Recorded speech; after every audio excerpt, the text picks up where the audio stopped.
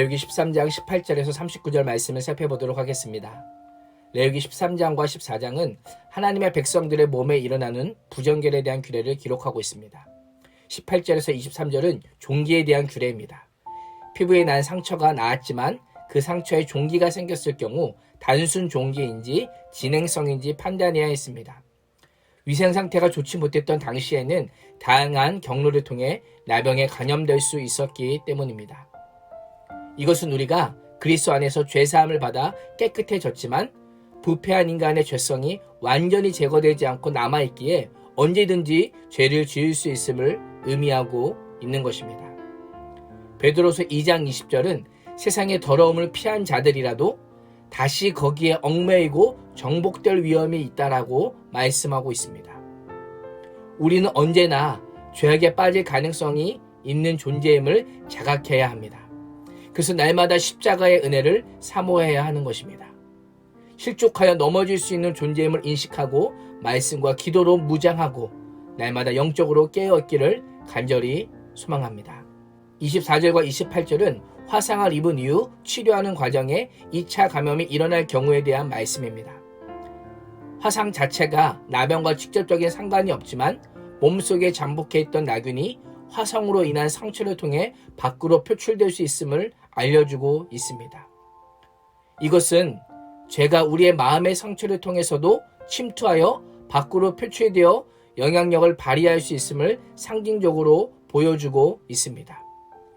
사단은 언제나 우리의 마음에 상처를 내고 죄가 틈탈 기회를 노리고 있습니다.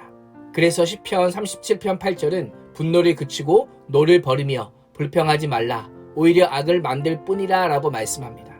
에베소서 4장 26절과 27절은 분을 내어도 죄를 짓지 말며 해가 지도록 분을 품지 말고 마귀에게 틈을 주지 말라라고 말씀합니다. 분과 노와 불평을 넘어 악을 만들 뿐만 아니라 마귀에게 틈을 줄 수 있다라고 말씀하고 있는 것이죠. 29절에서 37절에서 말하는 옴은 머리나 수염에 발생하는 버짐이나 상처를 의미합니다. 38절과 39절은 피부에 흰색 점이 생기는 경우로 일종의 습진과 같은 증상이거나 피부에 백반이나 흑반과도 같은 반점들이 생기는 경우라고 볼 수가 있겠습니다. 이러한 증상을 판단하는 책임이 제사장에게 있습니다. 제사장은 신중히 꼼꼼하게 피부의 변화를 관찰해야만 했습니다. 그의 말 한마디에 정언과 부정이 결정될 뿐만 아니라 격리와 복귀가 결정되기 때문입니다. 왕같은 제사장으로 부름받는 우리 또한 가정과 내가 속한 공동체 안에 부정함이 없는지 죄악에 빠질 가능성은 없는지 꼼꼼하게 면밀히 관찰해야 합니다.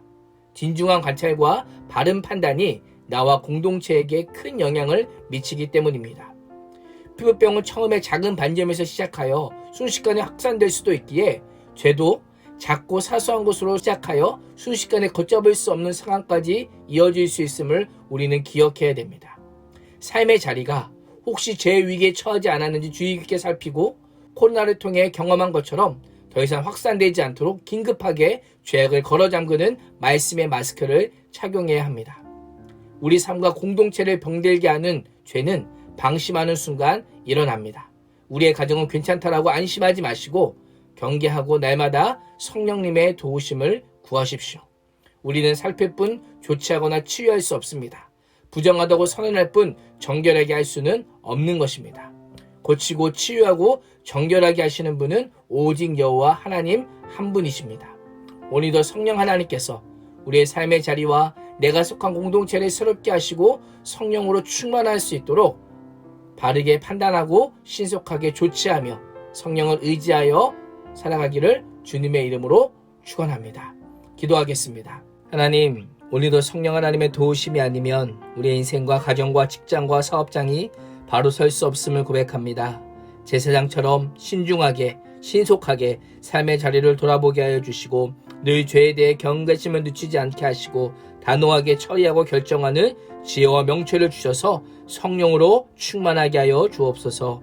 예수님의 이름으로 기도합니다. 아멘.